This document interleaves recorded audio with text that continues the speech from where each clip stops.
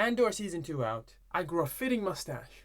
Let's break down some of the details that make Andor special. Andor, a prequel series to Rogue One, a Star Wars story, focuses on the journey of Cassian Andor, a spy for the Rebel Alliance, or that's what he ends up being.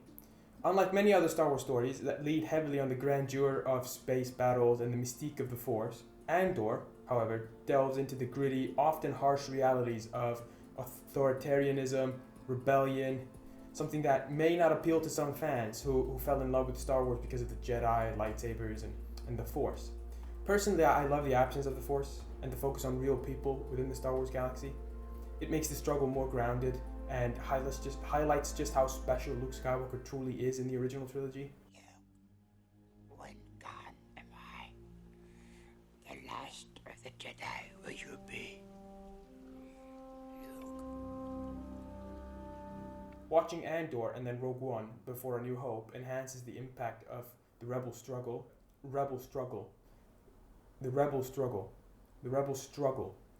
I'm struggling with this word.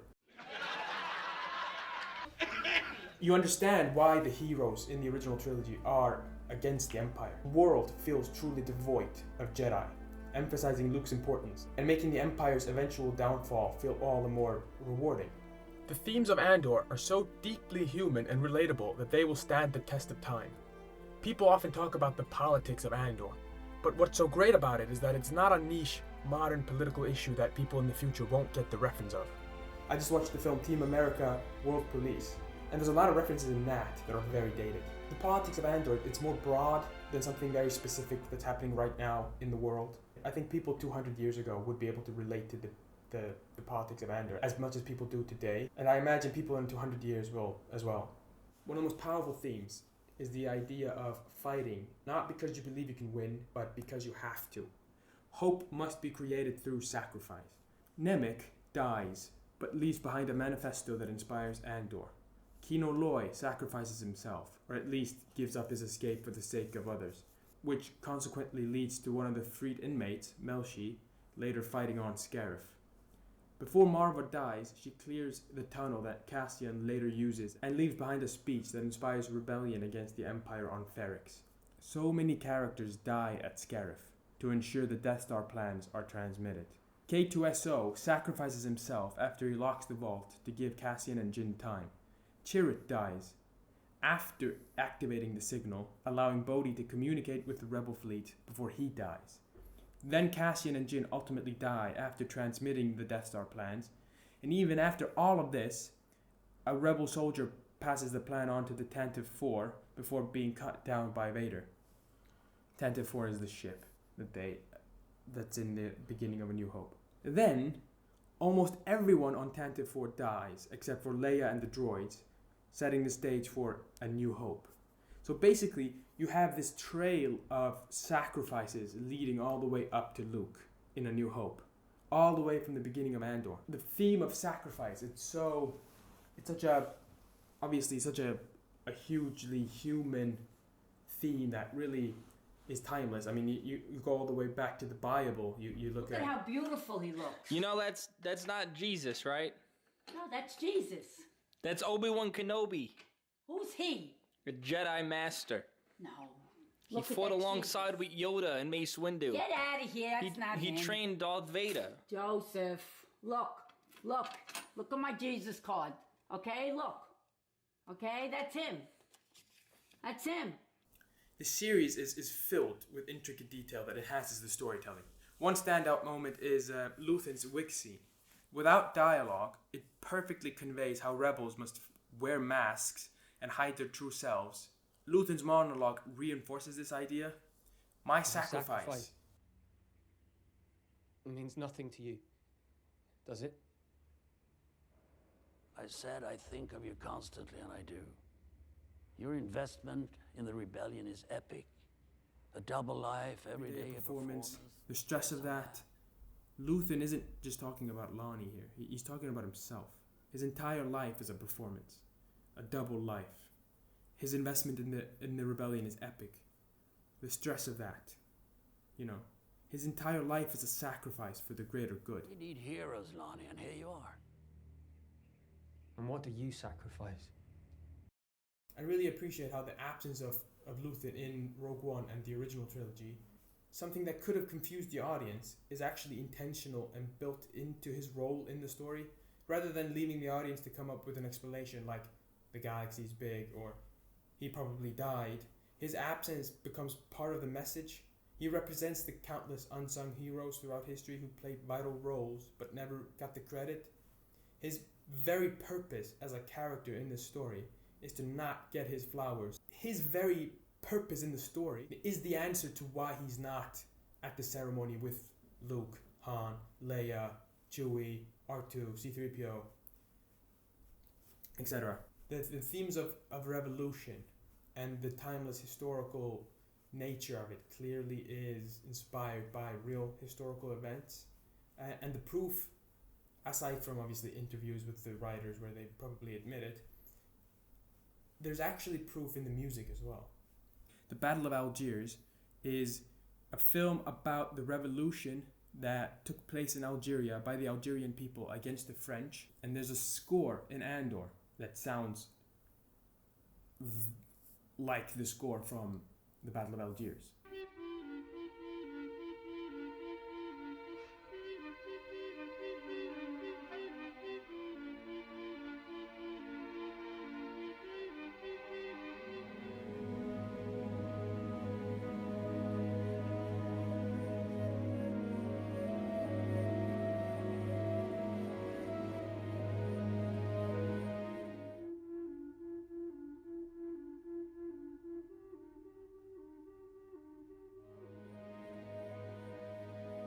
The use of costuming. Star Wars has always used clothing to signify morality. White for good, black for evil, with exceptions of course like stormtroopers and Krennic or Luke in Return of the Jedi. But that's actually on purpose though. Luke is supposed to come off as if he's very close to turning to the dark side. The first thing he does in Return of the Jedi is he chokes out the Gamorrean guards at Jabba's palace. But then by the end of the film, while he's trying to save his father, he unbuttons his clothing and it reveals that he has white on the inside of his clothing all along. It's the friends we made along the way. You see, Luthen, while fighting against tyranny, is willing to use dark and morally grey methods to win. He wears a black cloak, similar to a Sith, because he embraces some of the dark side's philosophy, doing whatever is necessary to achieve victory. Luthen's words in episode 3 of Andor about listening to orders, the sound of that voice telling you to stop, to go, to move. parallel the prison arc, where the Imperial Guards control movement, step forward and stop. Move forward. You man on the floor! Move. Hold your position! The design of the Imperial ship that tractor beams Luthen's ship in episode 11 is actually called a Cantwell-class ship, because the man who created the design of the ship is Colin Cantwell, and he's one of the ship modelers who worked on the original 1977 Star Wars film, A New Hope. This was a concept design for the Star Destroyer, but was never used. That's why it fits so well and looks so authentically Star Wars-y, but it's also new because we haven't seen it on screen before. Colin Cantwell also worked on 2001: A Space Odyssey. And this ship design was also in a deleted scene in Solo, A Star Wars Story. The scene where Luthen's ship escapes the tractor beam is actually also a metaphor for his strategy against the Empire. Provoke the Empire into tightening their grip, then break free when they overreach. The tractor beam pulls him in, then he provokes them into using more power from the tractor beam, which makes his countermeasures more powerful, and then he breaks their satellite dish. Extra little detail in the dialogue writing in that scene is that I thought was really good was before he succeeded, the Imperials vocally doubt him. They say, quote, "Does he think he can get away? Some pirate hallcraft?" What's he doing? Tractor force up 5. Does he think he can get away? Some pirate hallcraft. Where does he think he's gonna go? Which makes him succeeding against the, quote, arrogant Empire even sweeter. By the way, side note, the reason that works and doesn't come off like bad exposition is because they don't tell the audience what they can see or what they already know. You can set things up with words and then pay them off with visuals and vice versa. But if the Imperial would have asked, "What is that?" and we see it destroy the tractor beam, and then another Imperial or himself answers his question, that's a countermeasure to the tractor beam. That would be bad exposition because you'd be both showing and telling us the answer at the same time or in a similar time frame. And even after he destroys the tractor beam, they're still in disbelief. Like, no, from a Hallcraft, like they doubled down. They still doubt him. And I just think this is a perfectly written scene. Little details like that might seem trivial, but if you take little dialogue pieces like that out of the scene becomes so much less powerful. By the way, is it just me, or do the Imperials in Andor have like a Kubrick-esque vibe to them? Like from this guy in this scene, but also the prisoner in the prison enforcer in the prison arc. One thing I really love about Luthen's space battle scene is how the music is used so intentionally. Notice how the score only plays when we're with Luthen. But when the scene shifts to the Imperial ship and we see things from their point of view, there's no music at all. By withholding the music during the Imperial ship point of view, it creates this cold, sterile, procedural atmosphere. But then, when we're with Luthen and the music swells, it hits so much harder because our ears have been craving that dramatic lift. That contrast makes the music feel like an event, not just wallpaper. Constant music throughout a film can actually dilute its impact. It's like, if everything is emphasized, nothing is emphasized. Silence, or the absence of a score, is a tool just as powerful as sound. Loud sounds followed by more loud sounds won't hit nearly as hard as silence followed by a boom.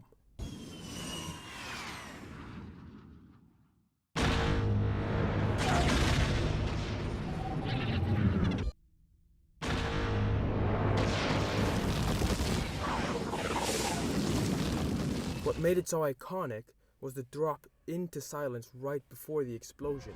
The same principle applies to music. When a composer chooses to have music in one scene, but not in another, they're giving the audience specific information, whether consciously or not. John Williams' first Harry Potter score as an example. The music in the first Harry Potter film represents magic and the magical world.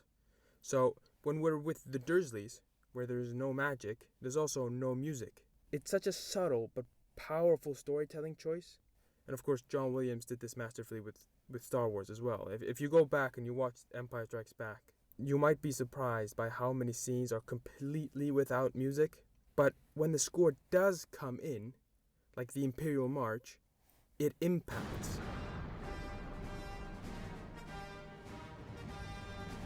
Small visual details add realism, like when Brasso mentions that Marva can't afford heating, and then later on you see her breathe, and you can see her breath when she exhales.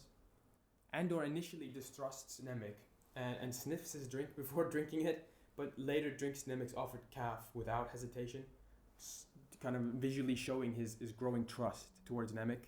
Nemik also puts his hand on Cassian's shoulder, and Andor doesn't yell at him. Because we saw before in the show that Andor doesn't like being touched. Like, he doesn't trust people, he's got trust issues, and he doesn't want people touching him. Don't touch me. Also showing that he's starting to trust Nemik. In the Aldhani arc, the day of the heist, Nemik and Cassian are talking, and Nemik says he couldn't sleep. I couldn't sleep. But Cassian said he could. And it's because Cassian is just acting as a mercenary, and he isn't fully invested in the cause yet. But during the prison arc, the day before they break out, he's actually shown staying awake through the night, just unable to sleep. He's more invested now. The phrase, never more than 12, is built up for an entire episode. The entire second episode of the prison arc is building up to 4 words. How many guards on each level? 4 words, that's it. Never more than 12. Not a lightsaber fight, or a space battle, or some incredible climax. I mean, at this point, the writers are just flexing. In the Aldhani arc, Andor actually says to Nemik, "Don't worry, you will sleep when this is over," You'll sleep when it's done. which foreshadows Nemik's death. Terramin states that TIE fighters take 9 minutes to arrive at the garrison. Those were TIE fighters we saw on the way in. They'll be on you in minutes. 9 minutes. We've timed it. In episode 6, The Eye, they actually arrive in exactly 9 minutes. They're in. Go. I'm almost done. I'll be right behind you. Let's go! Let's go, you! Echo 1. Echo 1 on spot. Echo 1. Echo 1 on spot. We have a whole bridge indicator by the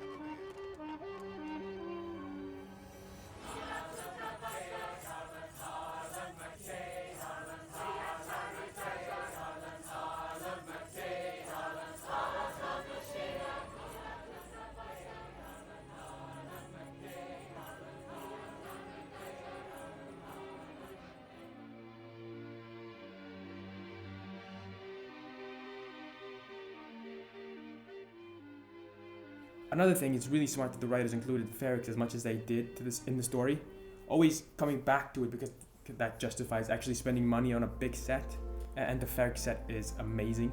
So are, to be fair, so are all the sets and the locations in the show. But I mean, I think the Ferrix set is such a hugely important set.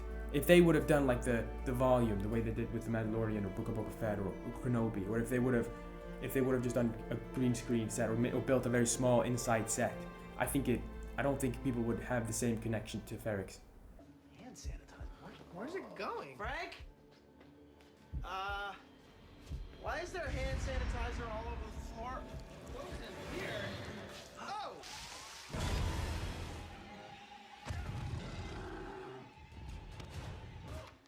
Frank? Oh my God. What the hell did you do to yourself? I just want to be pure. God, what are we gonna do about this? Gotta get him to the hospital, right? Yeah. The title One Way Out applies not just to Cassian's prison escape, but it also applies to Mon Mothma's political entrapment, and it also applies to Luthen's sacrifice of Krieger. This is actually one of my favorite details in the show. So Cyril subtly touches the elevator door when he's going to his home. He's going to meet his mom. He actually subtly touches the elevator door with his sleeve instead of with his hand because of germs or whatever. It just shows how his compulsive need for control. And also, I thought it was relatable because I do that as well. Like when you go to like a public toilet, you open the door with your foot or something. Before Marva dies, she stops taking her medication, and there's a theory out there. I don't know if I subscribe to it personally, but there's a theory out there. Some believe that she intentionally chose to die so that her funeral could serve as a rallying cry against the Empire. She knew her people would listen, and her final message would incite them to rise up. Her brick also being used to attack the Empire is the ultimate poetic justice. Her death directly contributes to the fight. That actually I heard, I might be wrong on that, but the brick actually being used, I think that was not in the script, and Tony Gilroy wasn't on set when that was filmed.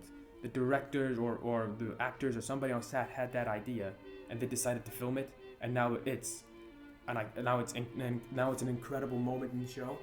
But it's really interesting how like sometimes great writing is also just, an actor comes up with something and you're like, yeah, let's do it. Which I also think is very fitting for the entire message of this show, that you can't do everything by yourself. You need a community. You need everybody to come together and work together. Everybody needs to rise up with the same vision.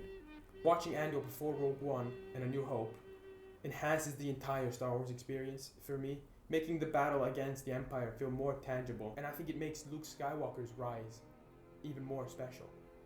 Like if you're constantly bombarded with Jedi and the Force and lightsaber battles and stuff, then Luke isn't very special. He's just one of the other ones, But by having Andor leading up to Rogue One, leading up to the original trilogy, where there's no Force except for obviously the Vader hallway scene at the end, but there's no Force, there's no lightsaber fights, there's no Jedi, it's just people struggling, rebellion versus the Empire. By the time you get to the more mystical aspects of Star Wars, Obi-Wan Kenobi, Yoda, the Force, lightsabers, etc., it makes it just so much more special, in my opinion. Some people have pointed out that Andor is the least interesting character in Andor, but that's actually intentional.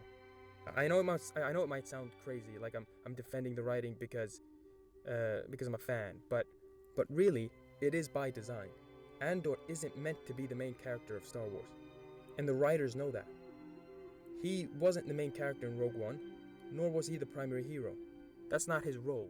He's the one who pushes the true leaders to believe in themselves and take action. In Rogue One, he does that for Jyn Erso. In the prison arc of Andor, he does it for Kino Loy. Both Jyn and Kino are the ones who give the rallying speeches. They're the true leaders. Cassian leads from behind, knowing he's not the best face for the fight, but recognizing who is, and gives them the push they need. And the fact that he isn't the main hero of his own story makes Andor the perfect companion piece for the original trilogy, because it perfectly lays the groundwork for Luke Skywalker's hero's journey. Like the original trilogy, like Lord of the Rings, like so many fantastic stories, I do think that Andor in 10 years will still be beloved, and I think it will still look good, and it will sound good, and it will be well written, and the themes will still be. I'm betting. Here's my prediction. I think in 30 years or in 20 years or whatever, 15 years, people will say, "Oh wow, Andor, like it's more relevant now than ever," and it's like, no, it's not. It's not more relevant now than ever. It's always been relevant. It was relevant 20 years ago. It was relevant 100 years ago. It's relevant now, and I think it's going to be relevant in the future as well. But that's my prediction. People in the future will say, "Whoa, watching Andor, it's more relevant now than ever."